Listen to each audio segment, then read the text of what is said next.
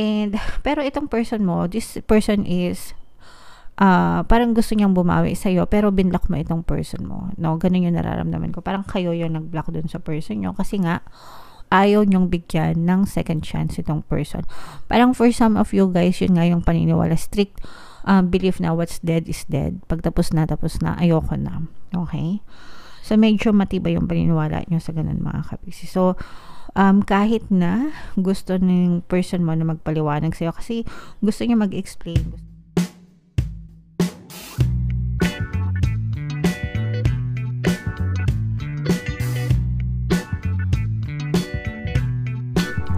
Hello guys, hello Aquarius. Welcome back to Pinay Pixie Tarot.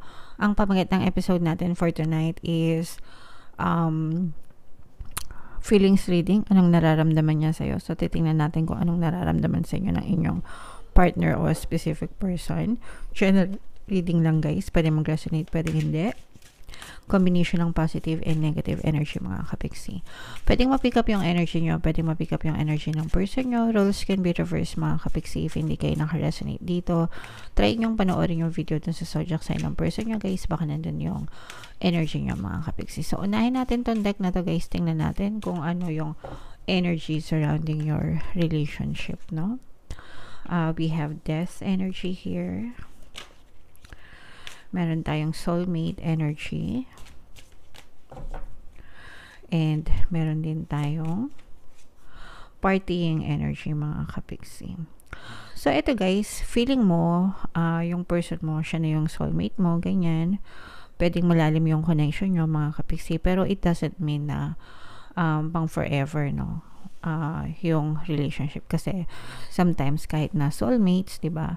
Meron pa rin yang differences mga kapiksi. Pwedeng matibay yung connection nyo but it doesn't mean na hindi kayo nag-aaway.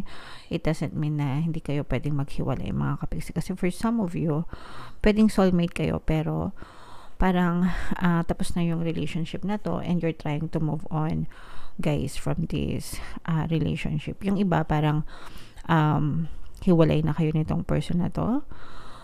Pwedeng hiwalay na, pwedeng no contact, ghosted, or pwedeng in a relationship pa, pero para sa inyo, hindi na. Okay? Kumbaga, pwedeng, alam nyo yun, yung iba kasi parang walang closure, pwedeng hindi na kayo nag-uusap nitong person na to, pwedeng nagsasama pa kayo sa isang bahay, pero hindi na kayo nag-uusap, mga ganyan. Hindi mo na nakikita na meron pang chance dito sa relationship na to, kaya parang yung iba sa inyo, you're trying to move on, no? Pwedeng na-enjoy mo yung sarili mo or you're trying to move on. Pwedeng nire-ready mo na rin yung sarili mo sa next relationship. Pero for now, parang mas iniipon mo yung energy mo para sa sarili mo. You're paying attention to yourself, trying to heal. Bahagi yun ng healing mga kapiksi. That's why you're going out. Kaya kayo kumbaga, nag-e-enjoy, nagpapakasaya, nag-e-enjoy sa sarili nyo. Kasi yung iba sa nyo, parang feeling nyo na deprive kayo ng attention nyo sa sarili nyo. Because yung iba sa nyo, parang binigay nyo lahat dito sa person na to kasi nga matibay yung connection nyo. Pero, yun nga, parang hindi naman nag-work yung relationship ng mga kapiksi. Okay? So, yeah. And with every endings, guys, there's no beginning, no? So, yung pag-end ng relationship nyo, hindi ibig sabihin is katapusan na ng mundo, pero parang nag-open siya ng bagong chapter para sa sarili mo, para maasikaso mo yung sa sarili mo and mahalin yung sarili. Sometimes kasi ganun, no? Madami tayo dyan nababasa sa comment section na lahat ng buong buhay nila ganyan. Binigay nila sa karelasyon nila. Tapos ngayon, gusto nila mag-focus na lang muna sa sarili nila, pagpapayaman nila, ganyan. So, ganun din kayo, Aquarius. At least yung iba sa inyo. Comment down below, guys, if naka-resonate kayo dito. Okay? So, tingnan natin kung anong nararamdaman sa inyo ng person nyo, guys. Shuffle ko to. Habang sinashuffle ko to, panoorin nyo muna yung video natin regarding sa ating paano mag-manifest ng abundance video course. Kapiksi, sawa ka na ba sa mga struggles at hirap sa buhay mo? Masipag ka ba at masikap sa buhay ngunit hindi ka pa rin umaasenso? Ilang beses ka na bang nag-attempt magnegosyo at mag-invest pero palagi ka pa rin nalulugi? Sa pagkakataon na ito ay maaaring may subconscious beliefs ka na nagiging balakid sa iyong pag-unlad at pagyaman.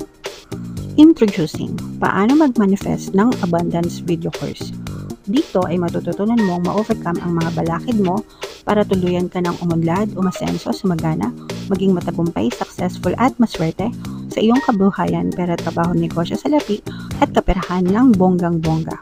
Dali, mag-send na ng email sa pinoypixie@gmail.com at simulan na ang iyong pagyaman ngayon. Alright. So, sabay-sabay tayo guys, magpayaman ngayong 2024. Mag-avail na kayo ng course. Sobrang ganda niyan mga kapiksi. And, meron tayong promo ngayong April guys. Magbibigay tayo ng 200 pesos na discount sa lahat na mag-a-avail ng course mga kapiksi. Kaya mag-avail na kayo guys. Meron din tayong email coaching, manifest your desires using the law of attraction. If meron kayong mga specific na gusto nyong i-manifest guys, pwedeng love and relationship mga kapiksi, pwedeng money or career, pwede kayong magpabook ng email coaching session with me. Mag-send lang kayo ng email sa pinoypixie@gmail.com. So, Aquarius guys, kayo ay represent ng King of Swords. Ito yung feelings, energy natin guys. Meron ditong presence ng earth signs, Capricorn, Taurus, Virgo. For some of you, maaaring may earth element kayo sa inyong natal chart. For some of you, you may be dealing with an earth sign mga kapiksi. So, merong cheating dito guys. Ito yung punot dulo ng problema nyo nitong person nyo. For some of you, there's no room for cheaters, no? Ibig sabihin, naniniwala kayo na once a cheater, always a cheater. And kapag discover nyo na yung person nyo is nag-cheat sa inyo, ayaw nyo na. Hindi nyo na sila binibigyan ng second chances. Move on na agad sa next.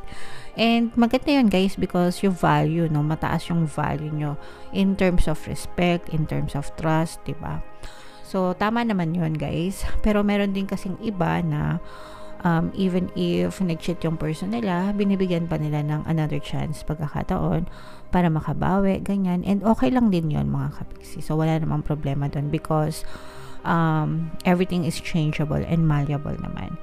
Comment down below guys if naniniwala kayo sa second chances or hindi kayo naniniwala sa second chances. Gusto ko lang malaman yung opinion nyo, okay?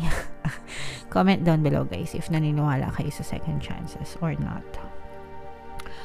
Pero yung iba sa inyo guys, dito, at least dito sa spread na to, hindi kayo naniniwala sa another chance. And madali kayong mag-let go kapag niloko kayo ng person nyo. And in this case guys, nakita natin yung niloko kayo ng person nyo because of another person. So this is a third party issue, especially kung LDR kayo, mga kapiksi. Because masyadong mataas yung pagtitiwala. Parang yung, for some of you, nilagay nyo sa pedestal itong person na to, okay? Malaki yung tiwala nyo dito sa person na to kasi nga naramdaman nyo na soulmate kayo nitong person mo, okay? So, parang hindi nyo in-expect, no? Unexpected ito para sa inyo na hindi nyo inakala na maluloko kayo ng person nyo or that this person can betray you. Kaya, yung one time na ginawa niya yun or by the time na na-discover mo na niloloko ka nitong person na to, parang that's it, okay, ayoko na, bye-bye. Parang ganun, okay? So, comment down below guys if feeling nyo naka-resonate kayo dyan. And, pero itong person mo, this person is parang gusto niyang bumawi sa'yo, pero binlock mo itong person mo, no? Ganun yung nararamdaman ko. Parang kayo yung nag-block dun sa person nyo kasi nga, ayaw nyong bigyan ng second chance itong person. Parang for some of you guys, yun nga yung paniniwala, strict belief na what's dead is dead. Pag tapos na, ayoko na. Okay? So, medyo matibay yung paniniwala nyo sa ganun mga kapisi. So, kahit na gusto ng person mo na magpaliwanag sa'yo kasi gusto niya mag-explain, gusto niyang ipaliwanag yung side niya, pero ayaw mo. Hindi ka, parang nawala lahat ng tiwala mo dun sa person na yun. And okay lang naman yun guys kasi diba, I mean, kapag diba, tiwalang-tiwala ka tapos parang niloko ka, kahit na anong sabihin nila, parang ewan ko, maniniwala pa ba ako sa'yo? Niloko mo na ako, diba? Parang ganon, diba? So, hindi maiwasan talaga na magkaroon kayo ng trust issue with this person. Merong fire element dito, guys. Aries, Leo, Sagittarius. For some of you, maaaring may fire element kayo sa inyong natal chart or you may be dealing with a fire sign. So, nakikita natin na dito na habang tumatagal, lalong tumitindi yung duda mo dito sa person na to. Ayan o guys, sa person na to. And, kung ito ay may third party, mga kapiksi, yung third party ang natutuwa dun sa sitwasyon. Kasi itong third party na to, meron talaga siyang balak na agawin yung person mo sa'yo. And kung nagkakalabuan kayo ng person mo, mga kapiksi, ang natutuwa dun is yung third party. Because umaasa siya na mapapasa kanya ng buong buo yung person mo, mga kapiksi. So, yun yung goal. Parang yun yung goal. Pero itong person mo, na-stuck siya, guys. Hindi niya alam kung ano yung gagawin niya. Yung person mo, guys, parang nakikita niya na masaya ka. Okay?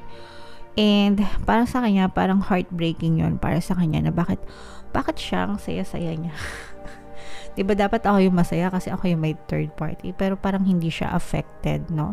Kumbaga nakikita ng person mo na hindi ka affected, and ano yun, parang sapol sa ego niya na parang bakit ganun, bakit hindi siya nasasaktan na ano-ano.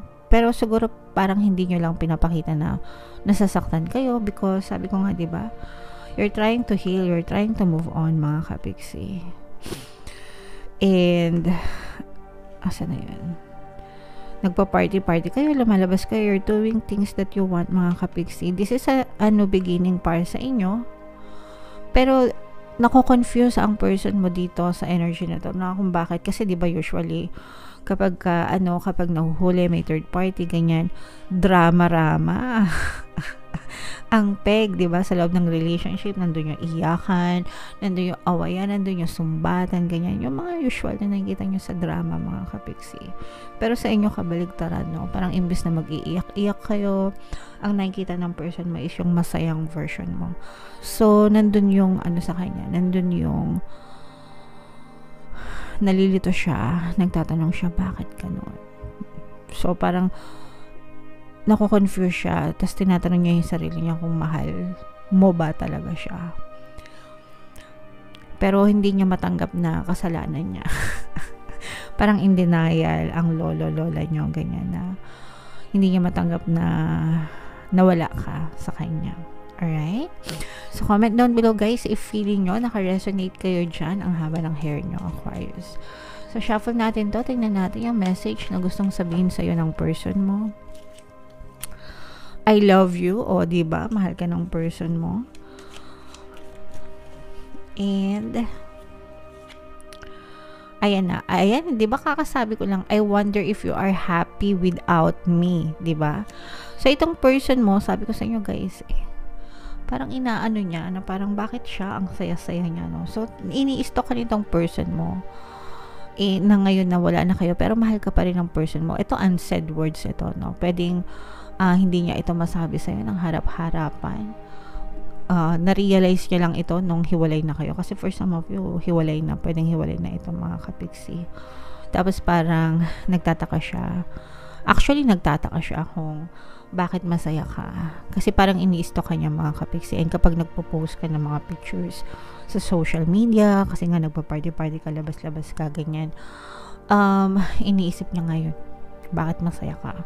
Or kung hindi ka man nagpo-post, yun nga yung iniisip niya, kung masaya ka ba na wala siya. So, medyo ma-ego din itong person mo, no? Mataas tingin niya sa sarili niya. Siya na yung gumawa na masama, tapos gusto niya pa parang iniisip niya pa na iiyakan mo siya, ganyan. So, yeah. Feeling ko naman deserve ng person nyo na i-block nyo siya, deserve ng person nyo na kalimutan nyo siya, mga kapiksi. Alright? Okay, so comment down below if naka-resonate kayo dyan, Aquarius. Ito yung ating mga relationship subliminal, guys. Pwede nyo pakinggan para maging maayos yung relationship nyo. And ito naman yung ating success stories ng paano mag-manifest ng abundance video course. Click here to subscribe, guys, and click here to join our membership program. Thank you for liking, sharing, and subscribing, and see you again next time. I love you all, guys. Have a nice day. Bye-bye.